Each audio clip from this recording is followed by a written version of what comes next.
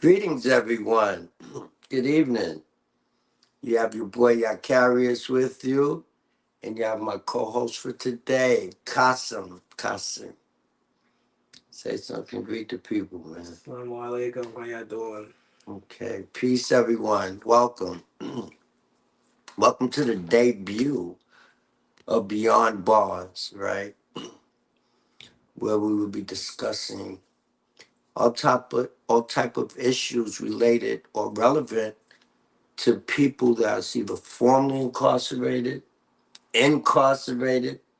a family or friend who have a loved one that's incarcerated or home and that's struggling, or even prison reform supporters, anyone just have a passion for the issue or interested.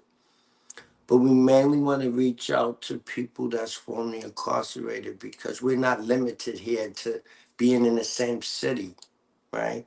We can vibe with each other, we can vent, we can chat, we can share resources, uh, meet one another, maybe gain friendships, um, and just have someone to identify with, which is, pretty hard when you're formerly incarcerated, which is an issue within itself. And we want to start the conversation to enlighten people that may not have had the experience and not be watching as to the plight of someone formerly incarcerated, someone who have paid their price or paid their debt to society, what we still go through.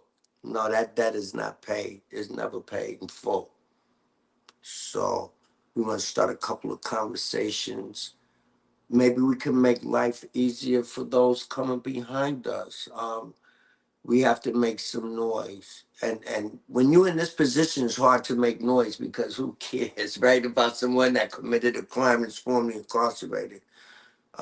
That's the attitude, or apparently the attitude. Uh, but it's sad because we come back home and we become citizens. We become your neighbor. We become your co-worker. We shop next to you. We in the hair beauty salon and the barber shop. We everywhere together. You just don't know. We not wearing no signs. And yet, so for that reason, you're a stakeholder and our transition and people coming home and the future's transition because we're gonna be your neighbors. You don't want us to go back to the life of crime. So there's a lot involved. Employers need to be educated. They have fear of hiring people with that's formerly incarcerated that have felony convictions, and yet there's certain stats when it comes to recidivism and certain crimes that we need to share with them. In some cases, it's zero. In some cases, some people never go back. Um, but it's those that are going back uh, that we're concerned about. Those that's out here struggling. Uh, and I'm off parole. I got off in August. All praises due to the law. Yes, last year. congratulations on that. Yeah. Big accomplishment. Yes, it is. And I want to, not, you have guys that come home and they want to act like they were never in prison. They don't want to tell nobody. And they're trying to forget that it ever happened. I have to respect that. I'm just not that one, right? I can't forget it. Um, it's a part of me, and I'm concerned about individuals that don't have a voice. I'm concerned about individuals that are not being treated fairly, they're not getting proper mental health diagnosis, they're not getting the proper nutrition, and there's really no programs, you know. Because basically, if you rehabilitating me, then why do I have to be on parole? Right. If I serve my time and you did your job, then I should just come home and live, right? Did you want to make a comment? Because I'm a little wrong. No, you did. Yeah. I don't know. The prison system, it ain't fair. It ain't no honor in it. We all know that. Mm-hmm. You just gotta try your best to stay out of it. And for the people that was there, try to learn from their experience it ain't no programs for brothers that's incarcerated, and it's sad. God willing, we can get some programs and some help for them brothers, you know. But prison is a it's a it's like a sensitive topic, you know what I mean? Because if you ain't been there, you really don't understand. You know what I mean? So I really don't have too much to really say about that, you know. So let me ask you a question. When I asked you to come be this co-host on this podcast, what did you think? What was your thoughts? How did you feel about it? I mean, you know, about brothers that's like transitioning from prison, what they going through after prison, you know, touching a little base on that, you know what I mean? We all went through it, you know, me coming home. A lot of brothers don't know. They just come home and it's like, I'm free. They lost. And then they tell you go to the shelter. That's it. You know what I mean? And a lot of brothers don't bounce back and they end up going to back to the prison system because they have no programs, you know? But it's really ain't no programs for them type of brothers. And I really hope that them brothers get some type of help, and brothers like us that been through that can get some help for them brothers too, you know? So brothers don't go back. So that's the purpose of this. Hopefully it will, you know, take on a little momentum and become a program, a sort of program, because we're not limited to being in the same space or same city anymore with, you know, and preferably more people are comfortable at home anyway, and you're not having to travel storms and snow. This doesn't prevent us from still, you know, having these meetings or whatever. But I got a question for you. sure. Why do you think these young black men is committing all these crimes? So it's in our nature to have money and want to spend it, some kind of capital, you know. It wasn't always money. It used to be horses and grain, and you know when they was into farming, you know, the money took off. Right. Um, but we want to have money, you know. We want to date women, you know, even if the relationship is not serious. If you're dating someone, you have to spend money. You have to have money to date and be with a woman. Basically, For the most part, right? If you have any kind of natural feeling of a man, and most of us do. And if we're not going to be able to get a job or go after a job, whichever way we want to look at it, because some of us look at it that we cannot get high paying jobs. right. And some of us So you believe feel like the youth is doing that because they can't get jobs, so this is why they doing the killing.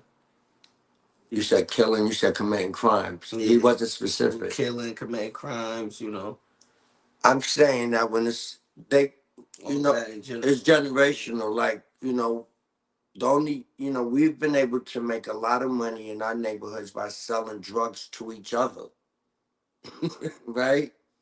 Basically, we don't go outside of our neighborhoods and do it. We sell it to each other. We sell it to the people we grew up with, our neighbors, their children, anybody that's going to spend money. We tear up our own neighborhood. Uh, and we've seen this, and it's accepted. It's like we okay with it. We living with it. We ain't nobody complain. Nobody trying to come together, you know, with 100 people and run them out. That's possible. I've been in neighborhoods in Brooklyn. They won't let you sell no drugs, and they step to their business. So, and this is in Brooklyn. So it's possible, you know, if you want it, but we allow it, you know. And as a result, it becomes generational. It's the only way we can make money, right? And when it comes to selling drugs, then that means there's going to be problems, right? That's just one reason. I don't know what all the problems are. I can't, I don't know. I'm not in the street like that anymore. But is there any way you think we could change that? You think it's a solution to stop these young kids from committing crimes and Yeah, speak up. gun violence? Speak up. You know what I'm saying? Yeah. Like, you know, do you think it's a solution? So you asked me if there's a solution to the problem, right? Right. There's a solution to every problem, right? Uh, kind of got away from the formerly incarcerated with this question, but I'm gonna Yeah, I answer it. All apologize. right, That okay, was something that I really okay, wanted to yeah, ask before. okay, all right. So if anybody's not watching, that's not from Utica. Let me just inform them that we've had a 15 and a 17-year-old get murdered the first couple weeks here, and then we came in from last month with some young people, 15 and 16, murdering, and they're facing murder charges. So it's really getting to epidemic form over here with this, and it's a hot topic. I'll just say real quick that we have to get to the root of the problem, and that means it's going to take time. Because the root of the problem is family structure, right? As long as we don't have a mother and a father, just this is my opinion. As long as we don't have a mother and a father in the household, right? Have that yin and that yang or that balance, then you know it's either going to be a struggle for the woman to raise the child by herself, especially when it becomes a young man, right? Especially if she has to work, and or she's caught up in her own life, because a lot of us are struggling with our own issues, even mothers, It's true. to the point where we're neglecting the children. Fathers, of course, we're not even around, right? So what happens to the child growing up, and where does he learn from? Where does he get his education? Where does he get his guidance? If the parents is not there giving it to him, where does he So you get it? feel like no guidance without two parents in the household. It's not impossible with one, but it's kind of difficult, because number one, the woman cannot replace the man, no matter how alpha she is. She is not the man, and she's not the father. The father's the father, and the mother's mother. They both play their role, and they both gonna have different relationships. The son's gonna have a different relationship with the mother than with the father. It's missing. They need we. You got young men going up there not use a hammer, a screwdriver, nothing. Right? You have a father there. He's gonna teach you how to use the hammer, the screwdriver, little simple stuff. That the We're mother. not learning that today. We get no skills today, and it's the same, man. Um, I the appreciate father should be teaching how to drive, all everything. But most importantly, the father should be an example of what it is to be a man. So not every father's a good example, too. Let me just point that out. that's true. Mm. But did you want to add anything on to that? Nah, I just Okay. I didn't want to get too off track of Okay. what we were talking All about right. incarceration. I just figure. Okay. Can I So, jump right in? Hello. hello. How you Hi. doing? So this is Kim. So although the topic and what this podcast, from my understanding, is beyond um bars, if I'm not correct me if I didn't get it right, but the Mm-hmm. question that your co-host had brought up, I see it tying into, and it's not really going off topic, it's still tied into that, right? So if a family member is released, and what life looks like beyond bars, which can be very still difficult because they're labeled, and although you're American citizen, you're stripped away from many of your rights, as though you're still in prison, like you're still institutionalized, because of this mistake that you made. But just tying to the question that your co-host had asked, um, whether also there is a solution when it comes to the young boys or men, per se.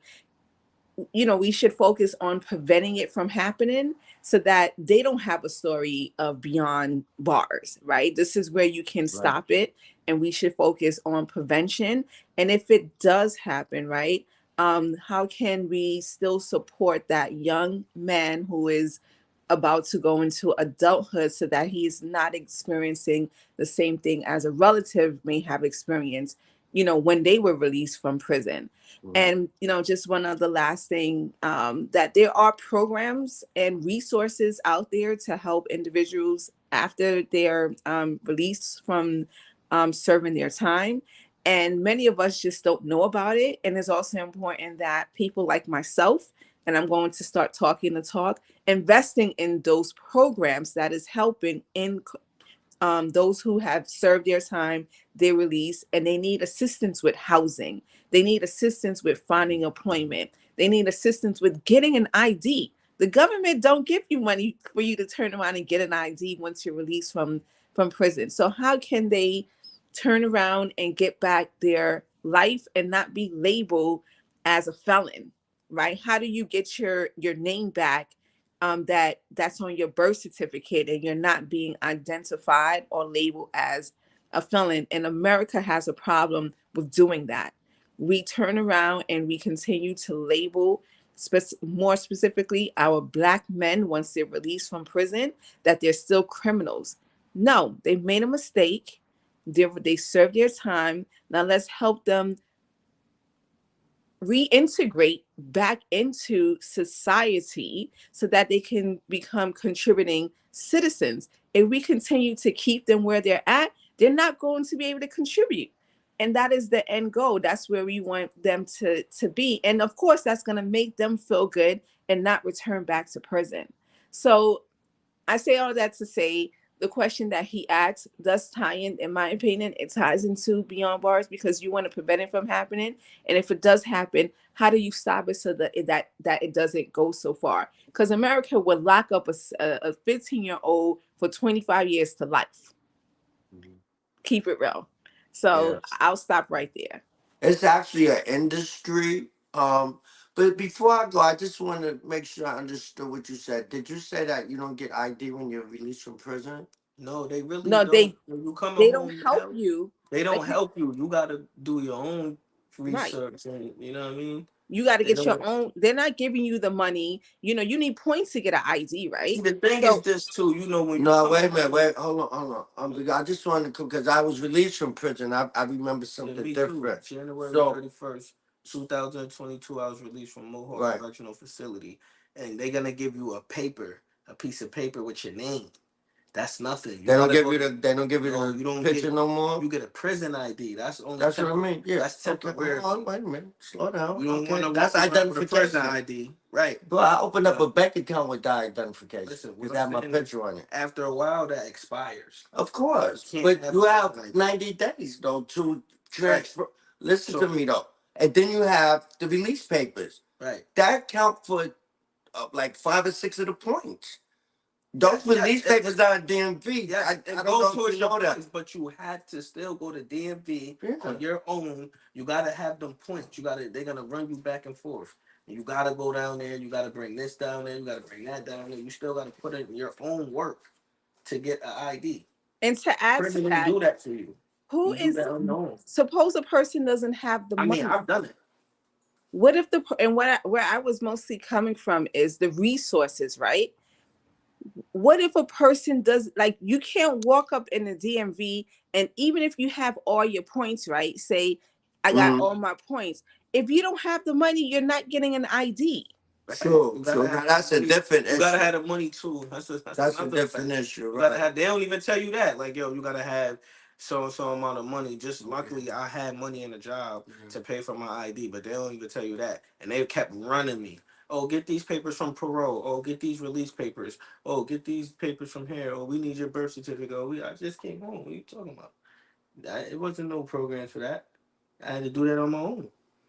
But I'm just saying, when you're coming home from being incarcerated, people that see that they got help and people that care, that matters. You know what I'm saying? Them people see that they got programs and people that's willing to help and care, that matters. That's gonna change. But it, we don't got that like that. You know what I'm saying? So when you don't really have that, brothers is going back. That's just my opinion. You know? So they do have an Oneida County reentry program here, and they do some stuff. They not like Fortune Society, Osborne Societies, big agencies in New York City. There's nothing like that in Utica. Okay, the city ain't big enough. Now you might find some stuff in Syracuse and Rochester on along and Buffalo Yeah. and Albany along the lines of what's going on in the city. What that consists of, the reentry, like. So when they come home, they come home, they might, like she said, even have a couple dollars for you to get some clothing. They might give you some clothing. They might have some clothing vouchers, phone voucher, various things, car fare, bus tickets. They got guys that were formerly incarcerated come in and take you in the wing and show you, this is what you need to do. Boom, boom, boom. What we want to do. Okay. We want to like, this is what you need to do to make sure you stay out here. What you need to do to get a job. What you need to, someone that have done it and they're telling you what they did to do it. Not someone that, like in the United County Reentry, they doing their job. They're getting the county money. But those people that sit behind those desks have never been incarcerated before. It hits different. We can't identify. You somebody that, matter of fact, you might even have heard this person's name in one of them agencies when you was there. Oh, that's you. And right away you identifying. It's just, and it's unfortunate that's the way we have the same experiences. And I think we're going to be better at doing the reentry than someone behind the desk. Now they may have better resources when it comes to the money, but keeping it real and sharing the real barriers, this is what we need to hear. So before I forget, real quick, I just want to talk about disability. That's the main thing for us. We come home, and this is once again my opinion. I think that can be proven that we come home disabled. Now, there's a lot of different ways to look at it. I don't mean the form disabled, no. I mean disabled because you've had someone taking care of you 3 years, 5 years, 10 years, however long time was served. So now you have to come home. You don't have nothing. You don't have no furniture. You don't have a job. Have identification, as you say. No money saved, no nothing. And in many cases, there's a few cases where people come home to money. They have money before they had money when they come home.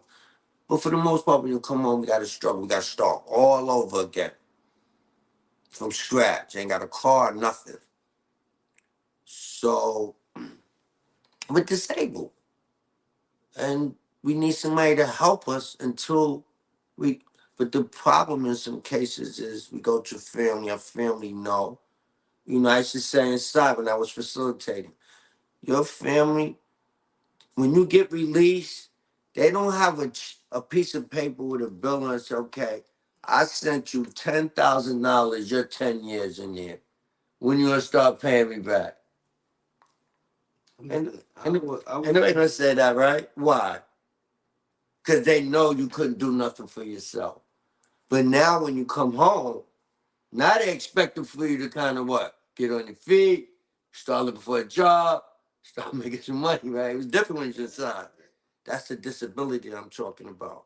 That's part of it. You come home disabled, and we don't look at it like that. And it should be handled. Come home with trauma too. Everybody come home traumatized. Man, you locking in a cell, boom, or whatever. Or you in the open door. You come home with some kind of trauma, in addition to the disability.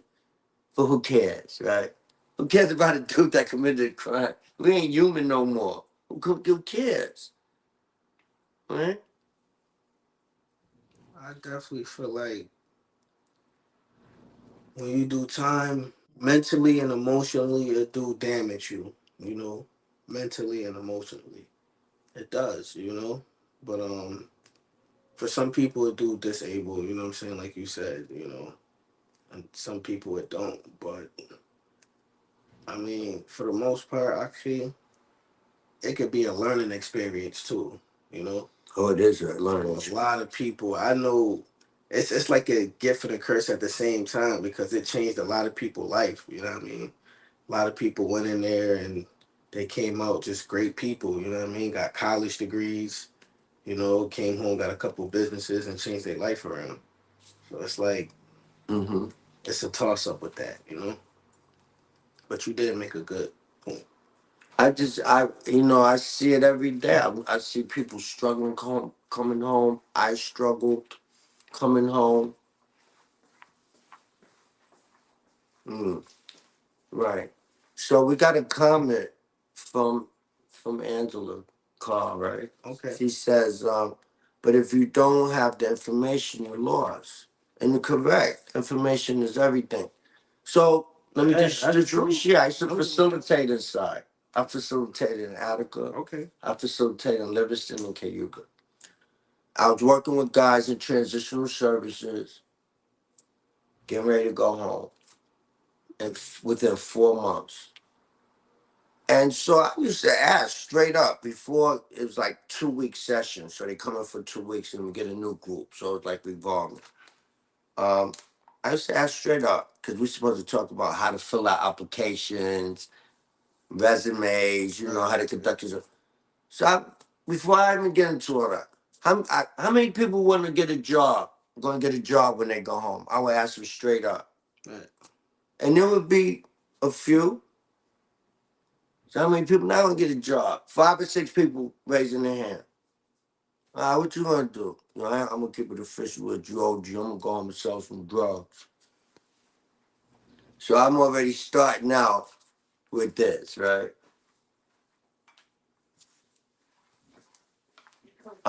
So I'm already, we already starting out with this mindset. So I should just flip it. I'm not gonna argue with you. If a person spent 5 years, 10 years inside, he getting ready to go home in 3 months, and he's talking about he go home and sell some drugs.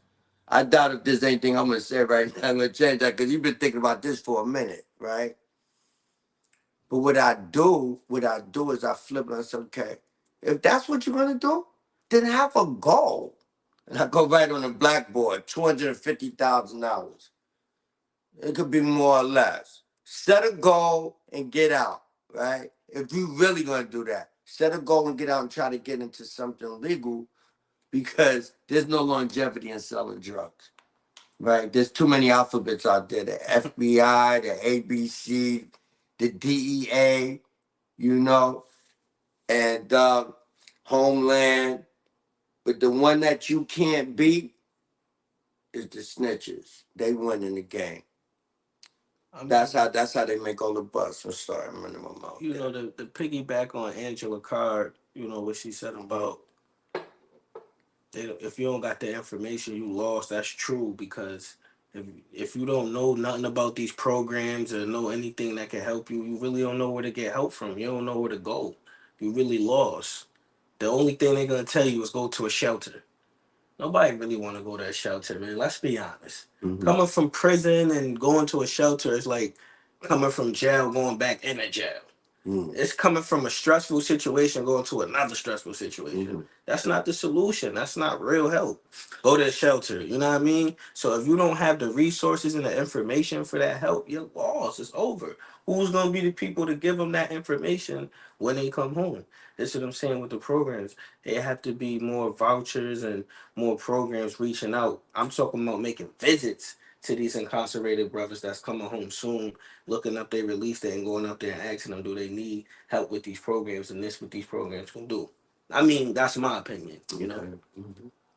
I To would piggyback off of Angela Carr. Okay. I would agree Yes. with what you're saying. And I mentioned this earlier. The resources are important, and I believe it should be not only for the family to do, but also for the government to be providing these resources because you're stepping after serving time, you're stepping into a different world and you don't know if you should go left or right, where you should turn to these resources, or if they can give you access to the internet where you can search for these resources when you're released so that you know where to turn to, if you know who to reach out to.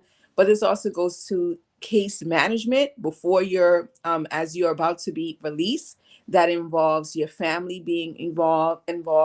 If you're on parole, your parole officer, um whomever needs to be involved to make sure that you're trending in the right direction when you get out. No one should be trending south once they're released. But again, you need the information once you're released in order to do well for yourself. And we can do, meaning we, the government, can do a better job with providing the resources that individuals need once they're released. Because what do you know when you're in there unless your family is sharing that information with you? And if you don't have that family support, then more than likely you're not going to be able to know where to turn to if it's not shared with you, because you don't have access to that while you're in prison. Mm. Mm, okay. First of all, let me stop and say thank you, Beasia and Angela, for the comments and for participating. Um, she said this is very informative, so she's at least one person is getting something out of it, right? Um, I just have to keep it real though. I agree with you about the programs, but there's many of us that don't want the programs. I'm telling you, I did a lot of time, and I've seen it. Guys coming home that just don't want it, you know. But for those that want it, it's kind of tough because it is limited. And if we were, it depends on how big the city is. Unfortunately, it depends. Like, so, for example, that in all the major cities, Albany, Rochester, Syracuse, and Buffalo, they got this thing called CEO. You come home, they got contracts with the county and the city building to clean them up and everything. So they using people coming home. That's all they using. You coming home, until you can get a job, you're gonna get you $50, $60, $70, whatever it is a day doing this work. So you ain't gotta go out and take nothing from nobody, getting a little something in addition to some clothing to work in and whatever your housing situation. And two, that would even be ideal. That's better than nothing here. Like I can get 50, I can get 200, $300, a week doing that if I work 4 or 5 days. Um, it's like they call it a little stipend, just to get the person acclimated to working, and then until they can get their own or a better job, or a job that's paying. And they give you escorts to go to. I mean, this is Buffalo because I used to push this program up there. We need something like that in Utica. um, but this is what we're trying to do. This is what I want to do. I mean, we've been through a situation in the Parker House. They let people from docks do anything. You wake up when you want to go. There's no structure. So that's a recipe for, whereas the other guys that go in the Bible study in the morning every morning at 7, for us there was no structure there. That's not helping a person in many cases coming home. Some of us still need structure because we just left a situation that, but we leave it up to us. We're gonna, like you said in your song, we're gonna try to play it the next time we air. The streets is calling, right? What does that mean? What does that mean? That's when your the streets is calling. When you on the right path and when you trying to do good, taking care of your family, you working, it's negativity. It's just keep Mm. knocking at your door. It's gonna be some drama. You're gonna be tested. You know what I mean? That's what I mean when the streets keep calling. You're gonna have old drama knocking at your door. You might have family drama. You might have all old drama, new Mm. drama, relationship drama. It's just something that's involved with the streets that just keep knocking at your door. That's what I mean when the streets keep calling. You on the Okay. right path. You just want to be positive. You want to do good, and it's just negative. And I keep trying to come at you. Okay. So So I think of the streets. I wasn't thinking the drama though. That's included, but I think more of um, the streets calling me to come back. To do the things I was doing in the streets. That's what it means for me. That's for me the issue. Because and that way too, though. yeah, yeah. It's it's like you want to go back. You know what I'm saying? Like you want to feed into it, but like I said, you on that path.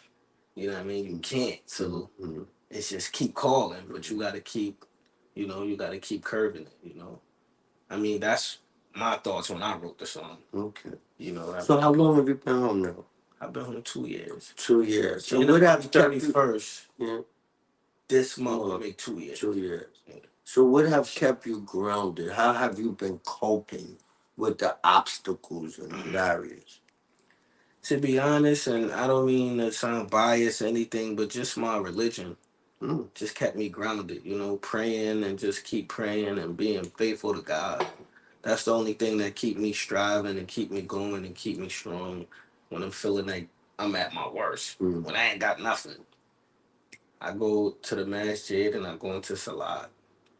I feel good after that. I don't know. That's what works for me. Not to try to sound biased, and I love all religion. You know, I'm not just a Muslim brother that just speak Islam and it's all about me. I love all religion, but for me, that's what works for me. Islam, peace. Yeah, when you come home, you're gonna go through a lot, but like I said, that prayer is powerful. You know what I mean? And just staying on my deen. That's what kept me home. What do you mean by your deen? You know, just keeping up with my religion, praying, fasting, making it to service every Jumu'ah, reading my Quran, you know, feeding into the festivities of my religion, Right. growing into my religion. This what helps me stay home and stay grounded, disciplined, and that's how I've been out for 2 years, just sticking with my religion. 2 years straight. Alhamdulillah, you know. And what It's do been you a think rough it is journey. about the Islam that's keeping you from going back? I mean, Specific. the tranquility, you know, for Mhm. me, for the prayer, what it does to my soul, it gives me that peace, that tranquility for me. Dude, when I wash up for prayer, and it's just, I don't know, it's a spiritual thing for me. But that prayer, it just gives me peace. How can you pray to God and then after you pray, you just want to be ignorant and you want to wipe out? You just want that peace, bro. You just pray. You just gave it all to God. So once you going through what you're going through and you pray and you give it to God, that's when you get that peace. And I find that in my religion. If I'm going through something and things is real hard, I gotta go to prayer, and then I'm all good again. Muslims we pray 5 times a day, and it's just good for the soul. Prayer is just good. Is there any such thing as a bad prayer? I don't know. I mean, me, whatever people pray for, that's between them and God. You know what I'm saying? So I never really got into what people ever pray for. You know, some people worship the devil. I do believe and probably whisper evil things and pray for that. But I mean, I really Allah knows best. You know. Oh, okay. Just one more question about the prayer. Is there any cases where your prayer is not accepted? In Islam, specifically. Again, I'm gonna say Allah knows best. You know. It is a hadith where the Prophet Muhammad sallallahu alaihi wasallam, where it was narrated that if you do put intoxicant in your body, your prayer is invalid for 40, but that was it. He didn't specific say 40 years, 40 seconds, 40 days, whatever. But again, the law knows best. You know what I'm saying? We don't know who prayers accepted. That's only God. Right. It's only to the man upstairs. So you would never know. You know what I mean? That's why Muslims we pray 5 times a day. We ask for forgiveness. You would just never know. That's between you and God. Who are we to say, hey, God not gonna answer your prayer because it's hadiths and footnotes in the Quran where it was a prostitute that was guaranteed paradise. You see, because she saved a dog that was dying. It's just her attentions. A man that killed 99 people, that's another great hadith. See, he was on the path to repentance and then he was guaranteed paradise. So we never know who Allah gonna forgive and what prayers being accepted, what prayers not. Okay. That's But why I think we continue to keep praying. But I think we take for granted that if a person's praying, that their prayer is gonna be accepted. We ain't gonna never think, oh, their prayer is not being accepted, because even people that don't know about Allah, that it is up to Allah basically, and He knows best. It's basically up to Him, not up to us. Because if we would have our will done, that's the truth, bro. If man have his will done, it'd be more chaos than it is. Trust me. I mean, that's just the truth, though. We don't know more than God. Right. You know what I'm saying? It's His will. So. Okay. But it's important, I think, that even if a person don't want to take on formal religion, that you be getting to your spiritual self on some level, Start, whether it's a meditation, silent Absolutely. prayer, get into something spiritual because that's part of our makeup. That's right? part of every religion, though. Christianity too. They fast. They read their Bible. This all part of meditation. This is all part of tapping in with your soul, your inner self. That's why I love Islam because it's so pure. You're tapping into your soul. Mhm. You're not. It's not just the image, just a cool feel bed. No, you tapping into this, your soul. Okay. The way we wash and the way we pray and we got a relationship with God. It's just a beautiful thing, and I'm pretty sure Christians feel the same way when they go to church and they praise their Lord, and however they feel, or any other religion they feel, they cleanse in their soul. They feel good. It helps them, and that's what kept me grounded, though. For me being home for 2 years, Mhm. that's my answer to you is my religion Oh, and staying grounded on my demon. Without that, I don't know where I'd be. Okay. Lord knows best. And that's a beautiful thing that that you've taken Islam. What are other people gonna do? We don't have to all. It doesn't always have to be religion. It could be a hobby. Right. For me, the thing that I wanted to do the most, um, under just always being Muslim, right? I wanted to come home and do 180-degree turnaround. So whatever I used to do, I'm gonna do the complete opposite. Whatever my knee-jerk reaction was to a situation, I want this. Wait a minute, let me do something different. And each and every time. So that's one of the things that I did, and I'm still doing. Um, and I wanted to change my behavior and my appetites.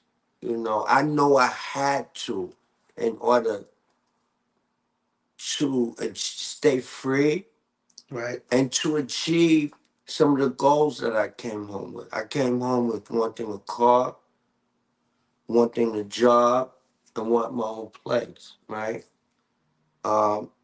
And getting my credit score up, and I accomplished all four of them, right? Alhamdulillah, all praises due to Allah. I accomplished all four of them. So I was constantly striving to do better. Let me just say, because this is real talk, that, I'm in recovery. I fell in love with crack cocaine. And that's one of the appetites that I wanted to change, and I had to change it.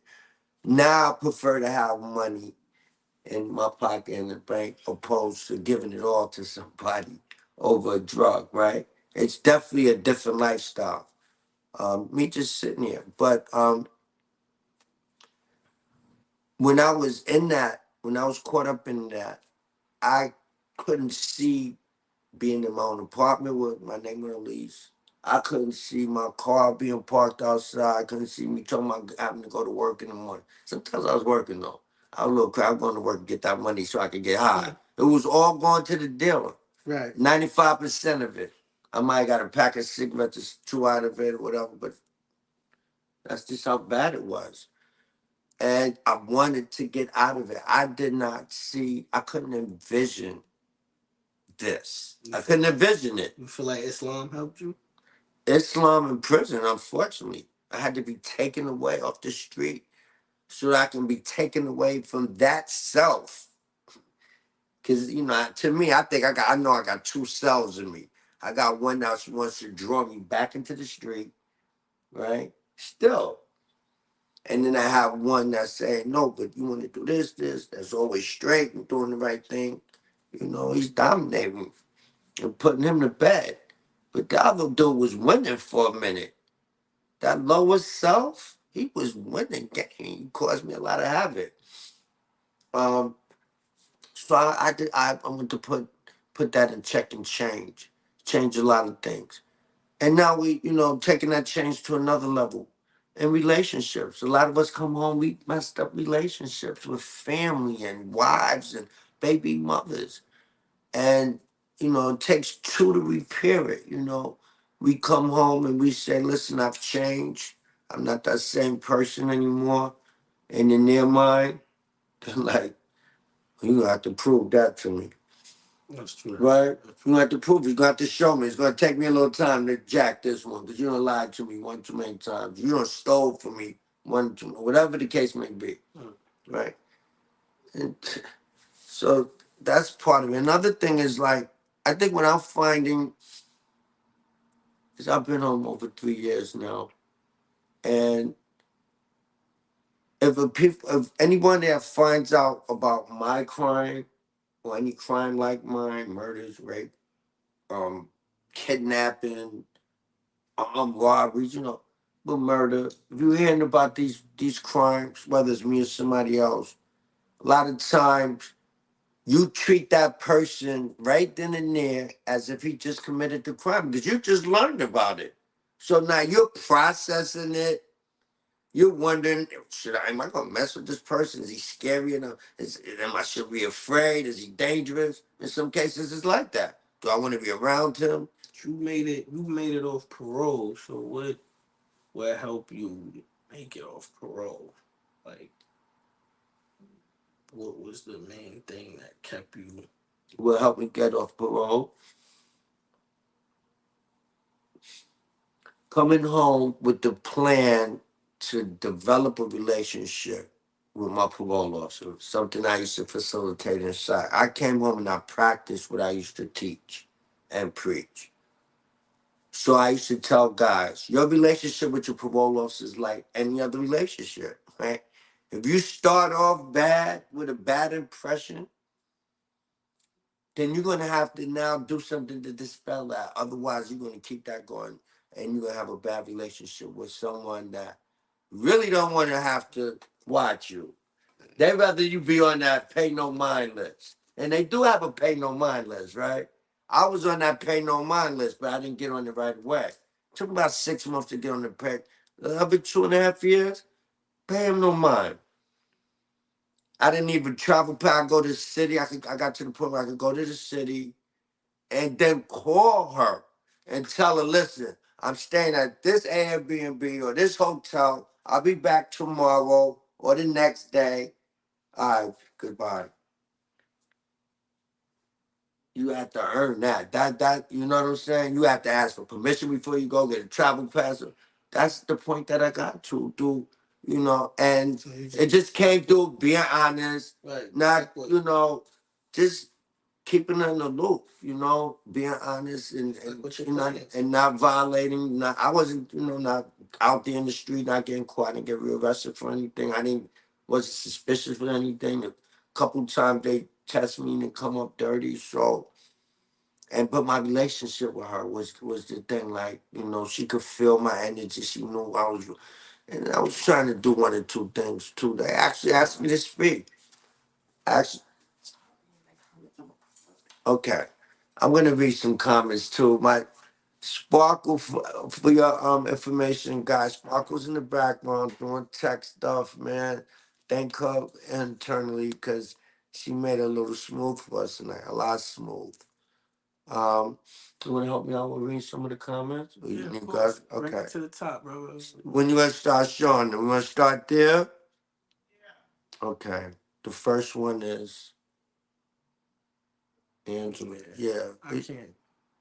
She says off the topic. Oh, we got off the topic. Oh yeah. Yeah, we did get a little off. Yeah, but we did. But the thing about Islam or spirituality is that it's just another transition for us. It's a source for us to become grounded and find peace. And we'll talk about that because that's relevant to people coming home. She said my story recovery. She definitely got a good story. My story recovery, man. right? Gotta get her up on here. I was gonna put them up here. You see those? You can't read those. No, it's too small. You know. And That'd be a good story, good topic. Well, actually, we want to do something a different channel for recovery because I have a whole set of people that's different, and that would be perfect, Angela. We could talk about that because that should be something separate from this, even though recovery is an issue for people that's formerly incarcerated, right? Um, she said it's okay, Angela. All right. Um, how we doing for time? About 10 minutes. Any questions, you guys? Okay. We can't see that one. Not the I can't see it. Let me see.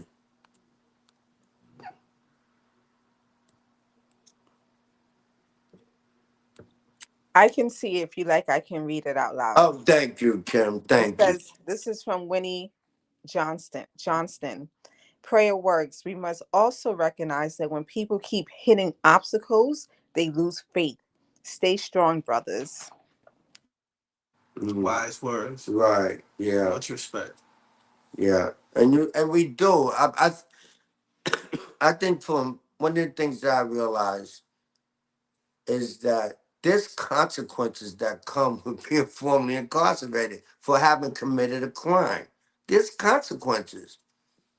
But our nature, we don't want to suffer no consequences, right? And a lot of people in denial, like, so what? I did that. That was 3 years ago. So what? Yeah, but there's consequences. We waste the as simple as while we was inside, we wasn't making no money, we wasn't saving no money, so the consequences, we don't have nothing, right? That's just one of them. But there's many. People are going to put a stigma on us. Some people are going to handle us a certain way, you know. Um, and it depends on your crime as well. But these background checks, these employers like Albany think they did something, 7-year clean act. They want to pass this bill. 7 years is too long to have to wait to get a clean slate after prison. You know what can happen in 7 years? I gotta wait 7 years to get a clean slate. You know what can happen in 7 years in the hood? And with me, if I make that one bad choice, I had to crack pipe with my mouth again, or somebody can put a bullet in my, or I'll be in the middle of something. I'm not in the middle of it, but I catch this. That's something that's not for me. Some lead. Come on, in 7 years, that's almost like a lifetime for someone that's formerly incarcerated. For the brothers that's coming home, just tap in, don't give up, seek them programs, the ones that we do got. For the ones that's out here that been through it, we got to reach out to brothers. We got to give them that information. And we got to keep pushing. It's hard. I ain't gonna lie. You doing prison time, you think your whole time you just want to come home. I want to come home. I want to come home. But in reality, it's hard when you come home.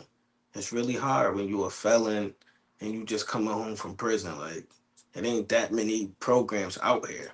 So brothers that's coming home, we definitely got to reach out to them and let them know the options that they do have. Because if we don't, a lot of brothers gonna crash, bro. I think that's not that's not a blanket statement. Now I think about it, because some people that have family support don't go through it as much as someone that don't have no one to support. No one supporting them. You got family I support. had 50-50, so for me it was just like a lesson learned. Hmm. I went in young on my 8 years, so it was like I mean I thought that I was popular. I knew people from all around. I had friends, I had family, but once I got to Elmira and Clinton, all that stopped. You know what I mean? It was just like, yo, this is reality now. Like I got to deal with me. And then that's when I realized, like, yo, ain't no real friends in this like that. You know what I'm saying? And family is really thin. So I had to really tap in and focus on me. Hmm. Then when I came home, it was just the same thing. Like, yo, I'm going to just make it about me. Not even trying to be selfish because I did that time really by myself. So, yeah, I had a little bit support, but for the most part, I ain't really had nobody. You know what I mean? But I'm just talking about support. You have some people that come home and their family go take them shopping, right, spend maybe they half a got the band, support. right? Well, they spend a half a band, they take them shopping. They may even know someone that's going to give them a job. But if you don't have no one in your life, and we know there's Gonna be people tough. inside that don't have no one, and they come home and have a, it's a little more of a struggle. They are more in need of a program to help them get on their feet. So it's not true for everybody coming home. I see some people really doing well inside and come home and do well financially. Now, what they do with themselves is a different story. But money wasn't the problem for a lot of people. Now the ones with So, the support, yeah, but they be so spoiled that, cause that's like a two-way street too, because they getting taken care of. So right. they keep going back, knowing they gonna get packages, they gonna get taken care of. Mhm. They living for free. You know what I mean? Like that's a whole nother topic. But the ones that struggle, man, it's really a lesson learned. I mean, for me, that's what it was. Like before I went to prison, I thought I was just wild dude and all this, but when I really got to prison, it really showed me that that's not who I thought I was, and it really changed. It was a lesson learned. I'm not going in there. Ain't no women in there. Ain't no money. Ain't nothing I like in there. Ain't no good food. There's no we grown men gotta sleep on a twin size mattress. Yeah. All this stuff going on, showering with other men. Gotta take your clothes off for the COs, listen to them in private bathrooms you sharing with 40. Like that's all sick. Like I don't want to let that. I mean, I learned my lesson, but I really didn't have no support like that. It was hard. And I'm really thankful for that because if it was easy, I think I'd have went back if I would have had the support. You know what I'm saying? Mm-hmm. I mean, that's just my opinion. But I don't want to go off topic. Let's get back to No, you do. I mean, I think it's not off topic because it's about you and what you went through when you go home, and this is what we want the people to hear. But I think women too, they gotta understand what we've been through because, like I was saying earlier, emotionally and mentally, we damage. You know what I'm saying? We've been away for years without a woman touch, feelings, emotions, all of that. We just been locked away. And we ain't had no care, really no love. You know what I'm saying? So emotionally and mentally, we really be damaged. Like really damaged. And a lot of women don't understand because they really don't know what we've been through. And them prison, like you really gotta sit a woman down and tell her what we've been through behind them walls because some of them really don't know, bro. They ain't gonna understand why we the way we is. Like me, I'm very isolated. I'll be locked in my crib. I don't. It's cool for me to not talk to nobody for 8 months straight. I'm good with that. I'm just very isolated. But if you gotta know why, you know what I mean? Prison. You know what I mean? But a lot of relationships be falling off because a lot of women don't understand what we've been through too with that trauma. You gotta break it down and tell them. Even family. Oh, you weird or you don't know how to move. Or nah, you don't understand what I've been through. You gotta, but we ain't telling them either though. We gotta have somebody that we could talk to about it and make them understand what we've been through. You know what I'm saying? So they could treat us accordingly. If they don't know what we've been through, I could be honest. And if they don't know what we've been through, they ain't gonna know how to handle us. So we gotta let it be known, like, yo, this is how prison is.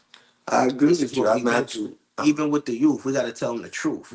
They think, yo, going in there, it's about packages, polos, and no, you gotta tell them the truth, the reality. Homosexuality, rapes going on, stabbings, murders. You know what I'm saying? Police killing people, people overdosing, killing themselves. This is all the reality that's going on. And that scares a lot of them to not go to prison. You know what I'm saying? Because if I was told that before I went, oh man, what they doing? What, man? I don't want to go there. But alhamdulillah for my experience because it changed me and I don't want to go back. It was a lesson learned for me. And I got Islam, like that rough bid. But we all cope with it different. I'm just glad that we could come together and be able to speak and, get things off our chest, you know what I mean, and talk about it because that's important. That's part of mental health actually for black men. That's a fact. And that's the thing we have too much ego and pride. But we're gonna have to wrap this up. I wanted to before I do that, thank Kim first of all for your input. That's And for participating, man. Felt good. We're gonna try to come back in 2 weeks. Which is what? Today is the 24th, 31st, the 6th or the 7th. I'm gonna look now.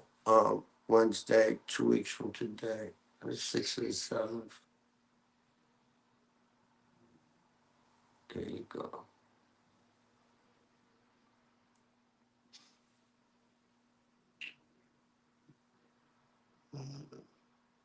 told you I ain't good with Hit the angle. Hit the arrow. Oh, Mm-hmm.